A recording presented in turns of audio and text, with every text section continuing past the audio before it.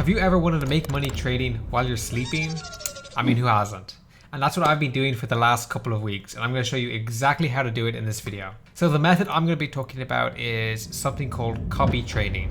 So yeah, let's dive into how you should go around copy trading and what tools you should use to make the most profit. I have personally made multiple thousands of copy trading, but that's those same wallets that have made me those thousands have also lost it very, very quickly. The most important part about copy trading is probably the wallet you have. Now, I actually just made a video on how to find really good wallets, but if you haven't watched that video, I'll do a quick rundown here. So I'm on Dextrainer right now. I think Dextrainer is a pretty easy way for beginners to find a good wallet. What I'll do is I'll go onto the top trending coin, which is the alphabet here, A, B, C, D, E. You can see this is rising up and up. We'll go over to top traders and we'll look for a coin that has its transactions matching its amount sold and that they bought in quite early. Now, this is a very simplified version of it, but if you want a more advanced version, go watch my last video. Okay, this wallet DNF here bought $1,400 for 16 million tokens and sold 5,000. So I'm gonna go click onto this wallet. Oh, you can see if I get here, they bought right at the very beginning, which if they're getting into coins like this, usually means they're a good trainer. Now let's open up the sol scan and take the signer. Now we're gonna go onto a website called cello.finance.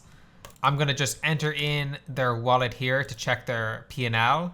You can see 140 SOL in their account. If we go to token P&L, yeah, look at this, 72% token win rate, which is quite a lot.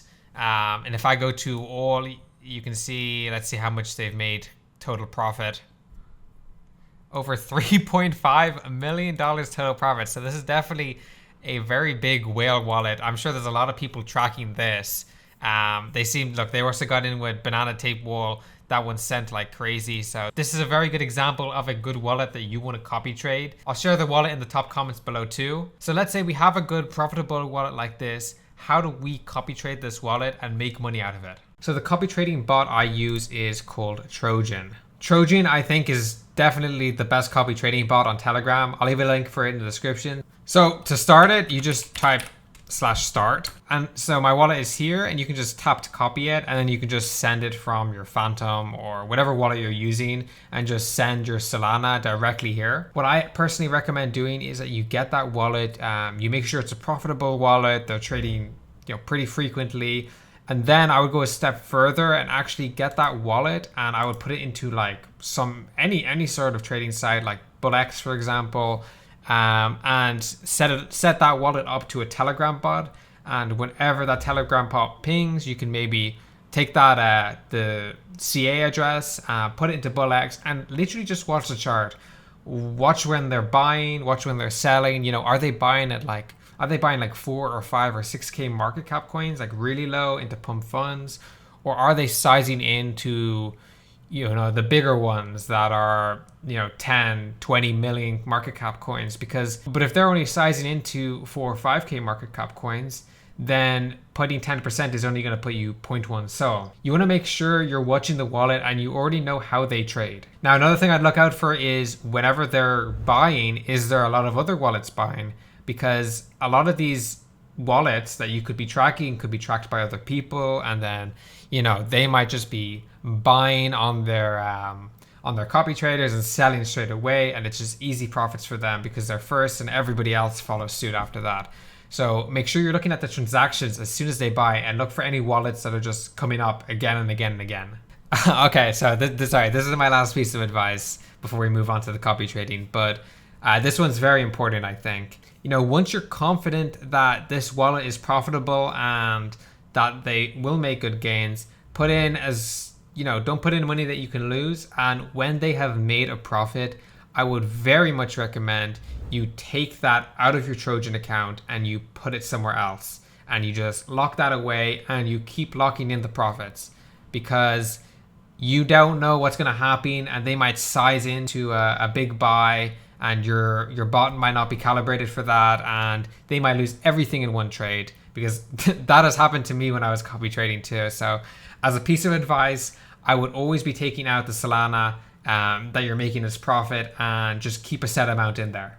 Right, so once you've deposited your Solana inside of here, you can just send it over on Phantom or whatever. You're going to see a lot of options here. Now, yours may look like this. So you want to go over to settings, click on here, and you want to go to advanced mode. And then you want to go back here, and that'll show you then you'll get your options for copy trading as well, and some other stuff. Now, the first thing I would do is go straight into your settings, and I would enable MEV protection on buys and MEV protection on sells, because you don't want to be that person who's fucked and, you know, sandwiched between two orders. And yeah, you just want to enable these. I think these are a must have. Okay, so now we get onto the fun part, the actual copy trading thing. Now let me show you how you add a wallet first. You just click onto copy trade, as simple as that. You can see your wallet here. You're going to click add a new one.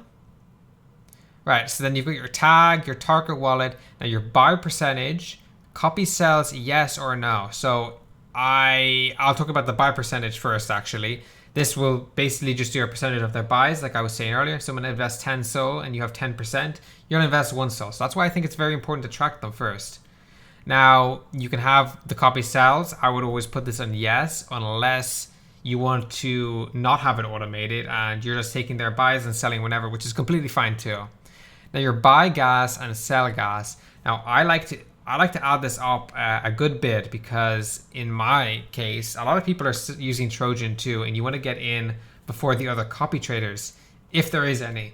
So that's why I think, again, it's important to watch those copy traders. Do they have it or do they not? Like, you can leave this gas, but I think this is too low anyways, and I would bump this up to something like 0.004 or 5 even. It depends how many copy traders, but I think the gas is important, that it's faster.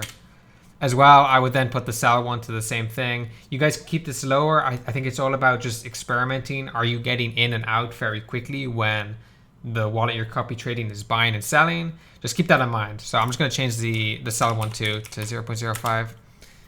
Now the slippage. Now this is important too, because this can determine whether your transactions fail or not. Especially if you're dealing with a copy trader who has a very low market cap on their coin, the slippage is very important.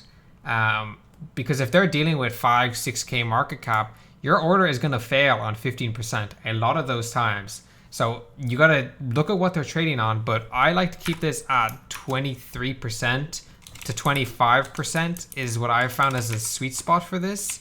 25% means that pretty much none of my transactions will fail, because the worst thing is you get a buy, it goes through, and then there's a big dump, and when the person you're copy trading goes to sell, it goes through for them, but then you don't get to sell, and then you wake up and your bag is worth absolutely nothing. So yes. So I'll put this on 25%. Now your buy percentage is completely up to you, but I would always recommend starting out at like 20% or 30%. Now it does depend on, you know, what is your budget for this and what is the amount that the person is spending. So, you know, definitely keep an eye on that. But for example, I copy trade a few wallets, and most of them are usually doing between, I'd say, 2 and 5 or 6 SOL per transaction. But then that same person can go up to 10 or 20 or 30 SOL for something like that. So you want to keep that in mind. Now, usually if they're doing that much, what I found is that they're very bullish on it. So it's not a bad idea to have this as like, you just have it as 20%, but you know, you got to be watching, you got to be careful about that, and that they don't just lose everything on one trade. So I'm going to put this at like 25%. I think that's a very nice initial one. And if you are getting good profits and you've siphoned a lot of those profits out, then I would recommend putting this up to even 50, 60 or 70%. So yes. But I think 25 is a good starting right now. It does depend, like I'm saying. All right, let's start with the wallets here. So I'm just going to put this as Milliam for the wallet, whatever. So that's the tag. And then, well, this isn't my wallet, obviously, but I'm just going to take this and put this in as the target wallet. So after I click this, I just copy and paste it in there. And just like that, it's got the target wallet. Now we go into advanced features. So this is where it gets even more interesting. So you can actually have a max buy amount, which I think is very useful. Like let's say the person you're copy trading does a 30 SOL buy and you still have this on 25%. 25% is low, but they're doing a 30 SOL buy. So that works out to be like, I don't know, between like 6 and 8 Solana for you, and you don't have that in your wallet. You can have a max buy amount. And then on the next feature, we also have exclude pump fund tokens. I'd keep this on no for sure. But again, it depends who you're trading on. You know, maybe watch them. If they're getting rinsed on the pump funds, but they're doing amazing on everything else, then maybe you should turn this to yes. Then minimum liquidity 2, minimum market cap, and maximum market cap. So they're all very useful depending on if you're watching the wallet. You know, just see what works. But I would just keep these off initially, unless you have a specific reason to do so. All right, and then once you're happy with all the settings, just click add. And then it will have a little green dot that says it's active. And that means that it's trading. And if you want to just pause it, you can click back onto this. And you can just click on the active thing and it will turn it to paused. Or you can go over here if you're doing multiple wallets, because that's what you can do on Trojan. You can actually just go ahead and click pause all. So yeah, so that's pretty much all the settings on my copy trading. Now with this, I would also think it's very smart to pair it with a bot that just calls out what the transactions are doing, like Cello Finance bot, like I talked about in my last video. One other thing I'll talk to you about, just so you have the interface down. If you click on /positions, it'll then show up all the positions you have. And then you can also buy and sell those positions by clicking on here too. So if you ever do have a copy trade that had a failed transaction, you can still go ahead and sell it anyways. Or you can buy more if you didn't agree with your copy trader selling. So, but yeah, that's pretty much it. I would be very careful with this way of trading, but it is a very legitimate way if you find a good wallet to make a lot of money and do pretty much nothing for it. I know I have personally made money off this with some good wallets that I track. You need to go out and find them or have some alpha on some good wallets, but just be advised that a lot of them can have a lot of copy traders and you might get a lot of failed transactions when you're doing this and be left with bag holding something that's gone completely to zero. But yeah, that's pretty much it for the video. I want to go over in my next video going and tracking influencer wallets and how easy it is. So if you guys want to see that, make sure to leave a like. But yeah, that's pretty much it. Leave a like and subscribe and leave a comment. Let me know what you think. Tell me if you enjoyed, tell me if you hated the video, and yeah, I'll see you guys in the next one. Peace.